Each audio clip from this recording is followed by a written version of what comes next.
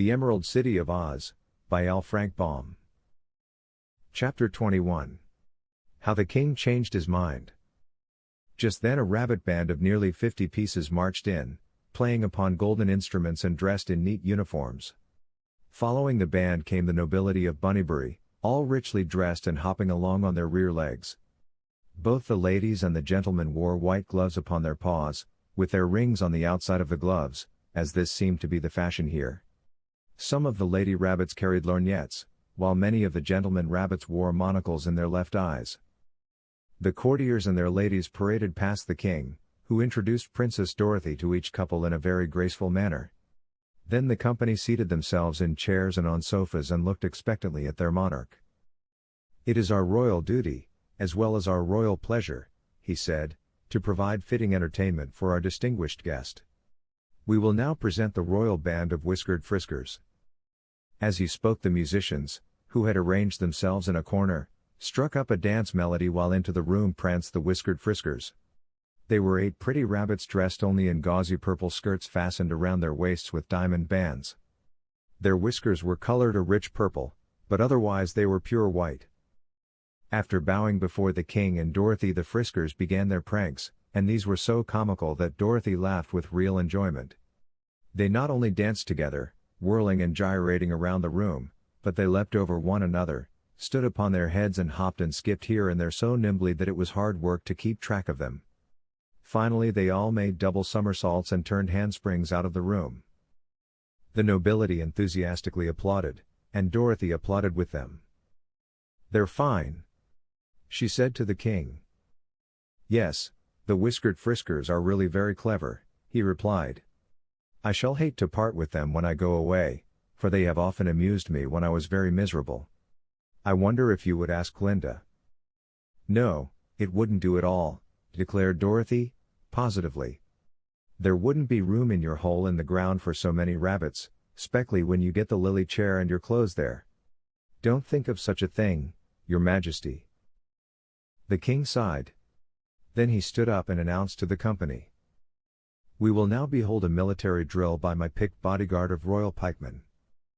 Now the band played a march and a company of rabbit soldiers came in. They wore green and gold uniforms and marched very stiffly but in perfect time. Their spears, or pikes, had slender shafts of polished silver with golden heads, and during the drill they handled these weapons with wonderful dexterity.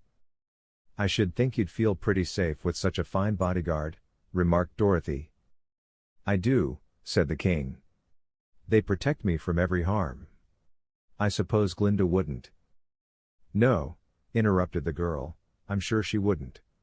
It's the king's own bodyguard, and when you are no longer king you can't have 'em." The king did not reply, but he looked rather sorrowful for a time. When the soldiers had marched out he said to the company, "The royal jugglers will now appear." Dorothy had seen many jugglers in her lifetime, but never any so interesting as these. There were 6 of them, dressed in black satin embroidered with queer symbols in silver, a costume which contrasted strongly with their snow-white fur. First they pushed in a big red ball and 3 of the rabbit jugglers stood upon its top and made it roll. Then 2 of them caught up a third and tossed him into the air, all vanishing, until only the 2 were left. Then one of these tossed the other upward and remained alone of all his fellows. This last juggler now touched the red ball, which fell apart, being hollow, and the 5 rabbits who had disappeared in the air scrambled out of the hollow ball. Next they all clung together and rolled swiftly upon the floor. When they came to a stop only one fat rabbit juggler was seen, the others seeming to be inside him. This one leapt lightly into the air and when he came down he exploded and separated into the original 6. Then 4 of them rolled themselves into round balls and the other 2 tossed them around and played ball with them. These were but a few of the tricks the rabbit jugglers performed, and they were so skillful that all the nobility and even the king applauded as loudly as did Dorothy. "I suppose there are no rabbit jugglers in all the world to compare with these," remarked the king. "And since I may not have the whiskered friskers or my bodyguard, you might ask Glinda to let me take away just 2 or 3 of these jugglers. Will you?" "I'll ask her," replied Dorothy, doubtfully. "Thank you," said the king, "thank you very much. And now you shall listen to the winsome waggish warblers, who have often cheered me in my moments of anguish. The winsome waggish warblers proved to be a quartet of rabbit singers, 2 gentlemen and 2 lady rabbits. The gentlemen warblers wore full-dress swallow-tailed suits of white satin, with pearls for buttons, while the lady warblers were gowned in white satin dresses with long trails.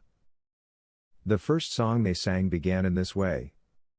When a rabbit gets a habit of living in a city and wearing clothes and furbelows and jewels rare and pretty, he scorns the bun who has to run and burrow in the ground and pities those whose watchful foes are man and gun and hound.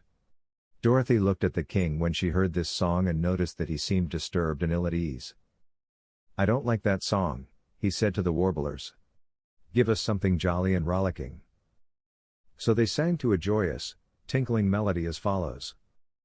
Bunnies gay delight to play in their fairy town secure, every frisker flirts his whisker at a pink-eyed girl demure.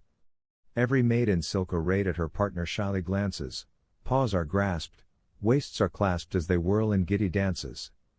Then together through the heather 'neath the moonlight soft they stroll, each is very blithe and merry, gambling with laughter droll.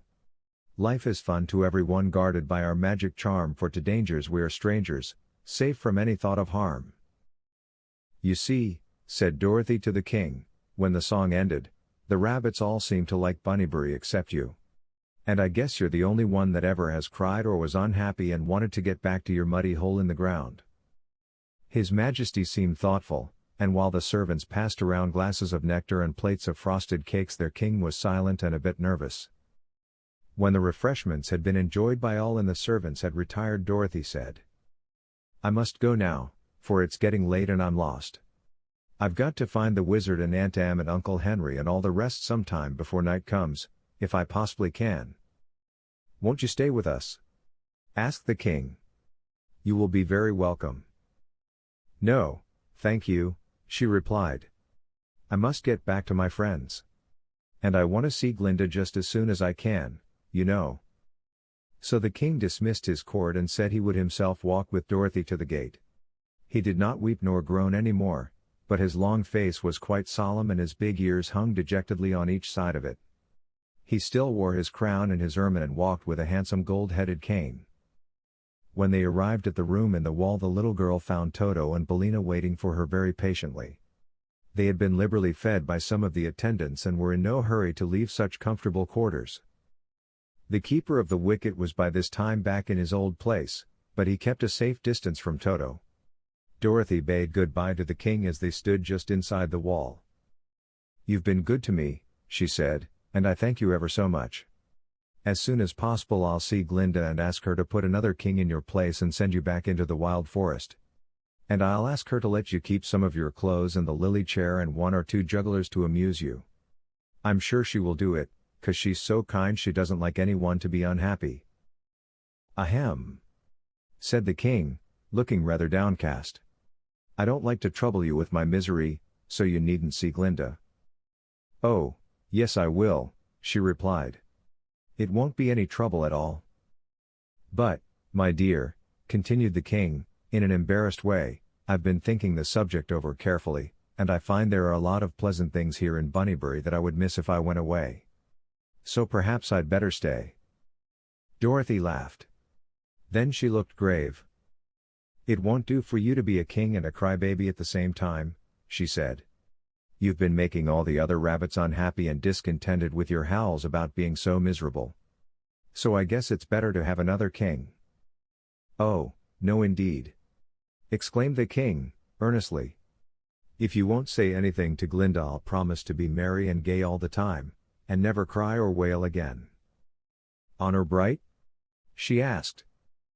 "On the royal word of a king I promise it," he answered. "All right," said Dorothy.